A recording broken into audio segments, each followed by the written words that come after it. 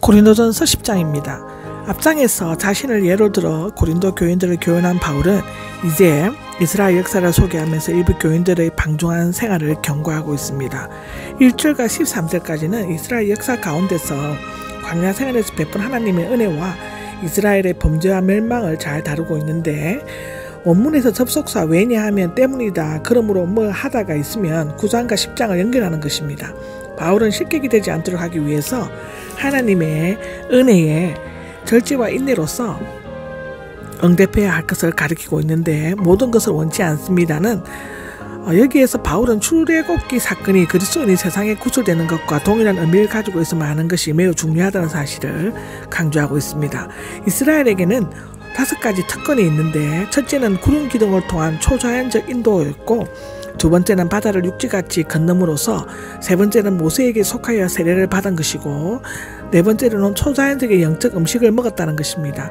5번째는 광야에서 영적인 음료를 마셨다고 하는 것인데, 우리 조상들이 나오는데 여기에서 우리는 유대계 그리스도인만을 언급한 것이 아니라 고린도 교인들 대부분을 차지하고 있는 이방인 그리스도인들까지 포함하고 있다고 볼 수 있습니다. 따라서 두 집단은 모두 이스라엘의 영적 상속자이므로 우리 조상이라고 말할 수 있다. 이 경우 고대 이스라엘 공동체는 기독교 교회의 근원이며 교회는 새 이스라엘이 된다는 것인데, 이것은 로마서 2장 28절 4장 1절에 나와 있다. 여기에서 모두라는 말이 5번이나 걸쳐 반복되고 있는 것은 모든 사람들이 은혜에 대한 책임을 다하지 못함으로써 멸망했다는 사실을 강조하기 위함인 것이다. 모두 구름 아래가 나오는데, 출애굽의 은혜로운 2가지 사건, 즉 구름 기둥과 홍해를 걷는 사실을 나란히 인용함으로써 하나님께서 이스라엘을 은혜스럽게 인도하셨음을 강조하고 기억해주고 있는 것이다. 모두가 구름 속에서 바다 속에서가 나오는데, 비유적으로 모형적인 기사이다. 구름과 바다는 물 세례를 상징하고 있으며 애굽 생활에는 죽고 새로운 민족으로 사는 것을 나타낸다.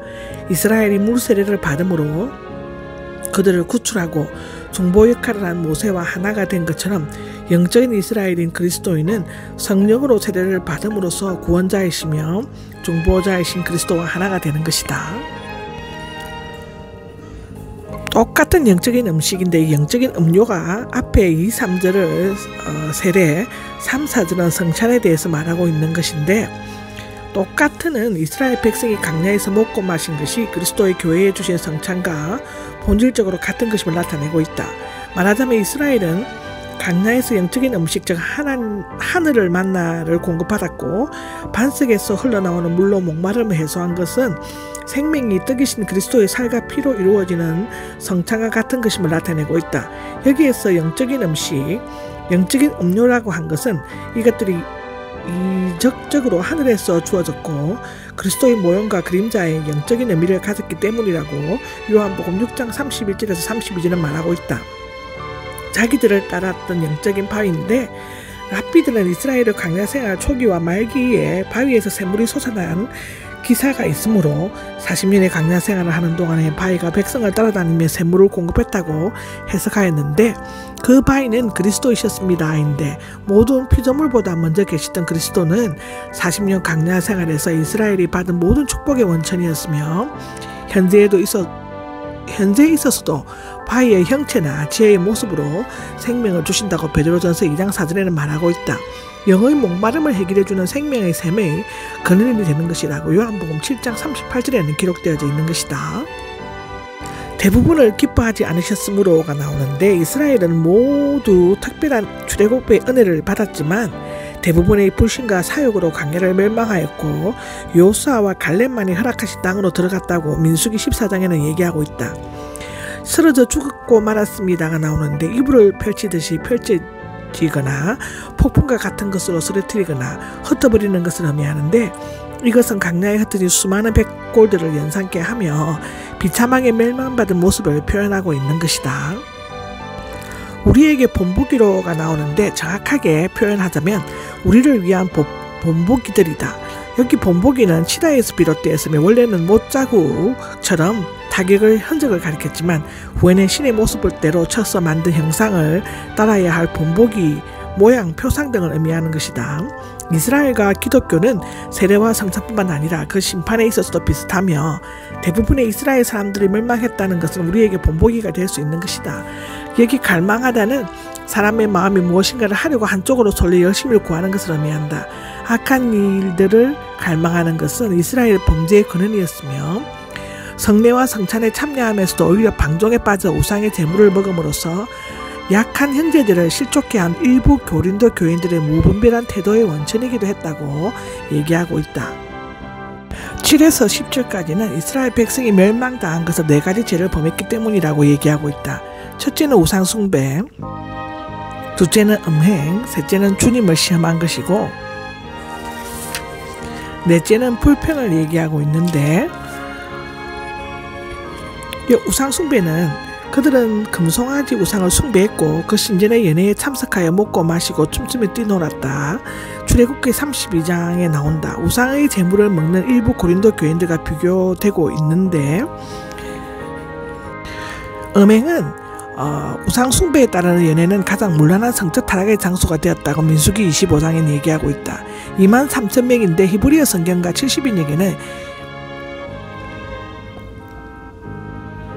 24,000명으로 되어 있는데 둘 다 대략적으로 말하고 있을 뿐이었고 실제 수는 아마도 23,000명에서 24,000명 사이일 것이다. 이것은 우상 숭배와 함께 음행죄에 빠져들어가 일부 고린도 교인들에게 대한 강력한 경고 메시지인 것이다.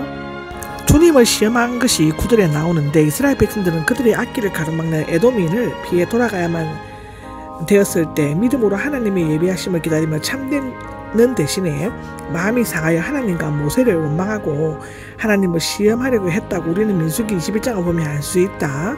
고린도 교인들 중에도 주변의 박해를 받으면서 우상의 집에서 음식을 먹음으로써 하나님이 벌하시는지 여부를 시험하려고 하였던 자들이 있었던 것 같은데, 그런 자들은 마땅히 심판을 받아야 한다고 얘기하고 있는 것이다.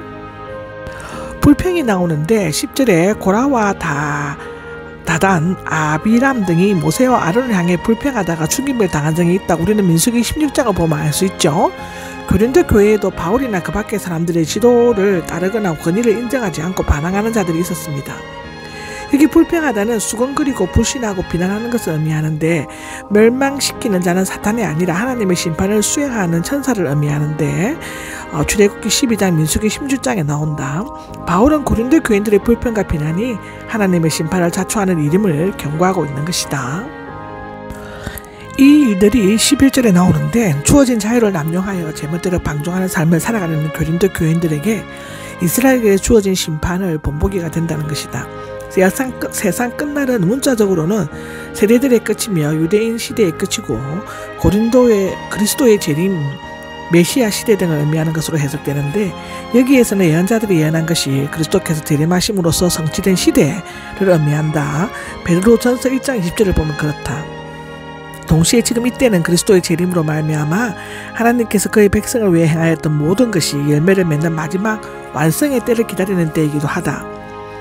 여기 교훈이 나오는데 권고 교정의 뜻이 있다고 사도행전 20장 데살로니가전서 5장 12절에는 말하고 있는데, 고린도 교인들은 예리한 시대 감각을 가지고 심판에 대한 교훈을 내용을 귀담아 들으면서 살아가야만 하는 것이다. 이게 기록되어 있습니다가 나오는데, 이스라엘의 사건을 기록한 구약 성경은 모든 시대와 장소에 공통적으로 적용되는 하나님의 뜻을 나타내는 계시인 것이다. 12절에 보면 그러므로 서 있다고 생각하는 사람이 나오는데, 이스라엘 역사에서 배운 본보기와 교훈을 고린도 교인들에게 적용하여 충고하려는 접속사인 것이다.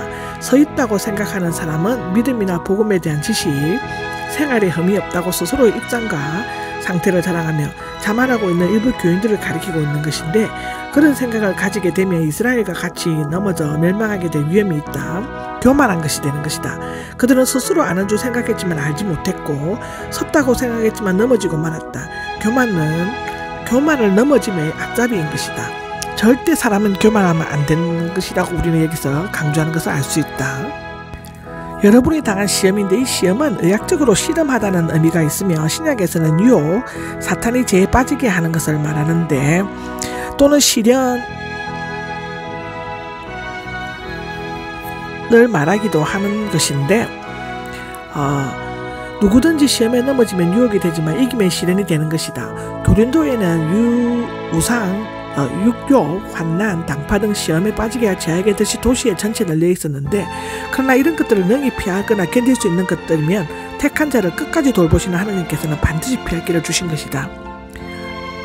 스스로 피하려고 노력해야 되는 것이고, 따라서 스스로 선주를 생각하고 자기의 지식 따라 행동하는 일을 말미암아 이 유혹에 빠지지 않도록 조심해야 한다. 하나님은 신실하십니다가 나오는데 믿을 수 있는 신실함의 뜻이다. 하나님은 믿을 수 있는 신실한 분이시므로 우리가 안심하고 의지할 수 있는 인내의 원동력과 피할 길이 되시는 이런 하나님을 믿지 못하고 시험에 굴복하는 것은 비겁한 태도라고 하는 것이다. 사람이 감당할이 나오는데 문자적으로 인간적인 것을 제외하면 사람에게서 나온 것, 즉 악마적인 아닌 시험, 사람이 견딜 수 있는 정도의 시험, 사람이 감당할 시험 등을 의미로 해석되는데, 특별한 시험이 아닌 인간 사이에 흔히 일반적으로 있는 시험이라는 뜻인 것이다. 하나님은 그 누구도 친히 시험하지 않으시는 것이다. 시련과 유혹을 벗어날 수 있도록 해주시지도 않는다. 다만 시련 가운데 있을 때 임재하시어 능력으로 도와주심으로써 성도로 하여금 그 시련을 견디고 이겨낼 수 있도록 하신다는 것이라고 베드로후서 2장 9절에는 나와 있다.